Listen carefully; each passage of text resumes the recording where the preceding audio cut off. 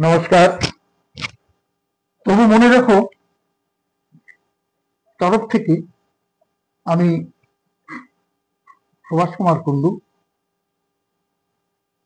আমার সংগৃহীত একটি আলোচ্য বিষয় আপনাদের সঙ্গে উপস্থাপনা করব এবং আজ উপস্থাপনার বিষয়বস্তু হচ্ছে ত্যাগ ছাড়া অমৃতত্ব লাভ হয় না।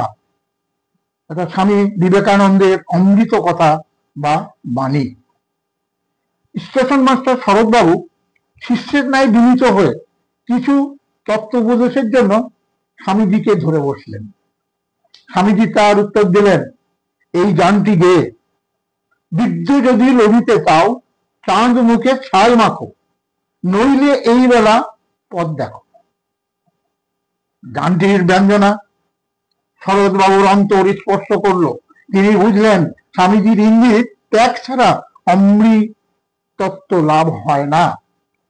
তিনি করজোরে বলিলেন, আপনার আদেশ পালনে প্রাণ বিসর্জন দিতে রাজি আছে আমি। সন্ন্যাসীর পক্ষে বেশি দিন থাকা উচিত নয়, কিন্তু শরৎবাবু স্বামীজিকে ছেড়ে থাকতে পারবেন না। স্বামীজি তাকে পরীক্ষা করার জন্য বলিলেন, তুমি আমার সঙ্গে যেতে প্রস্তুত? পারবে অহংকার অভিমান ত্যাগ করতে? পারবে দারিদ্র্যকে বরণ করে নিতে?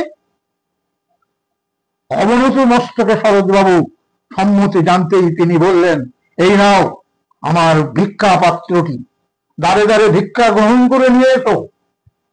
স্টেশন মাস্টার শরৎবাবু একটিও দ্বিধা না করে হাত বাড়িয়ে নিলেন ভিক্ষা পাত্রটি। স্টেশনের কুলিদের কাছেও দ্বারে দ্বারে ভিক্ষা করতে লাগলেন।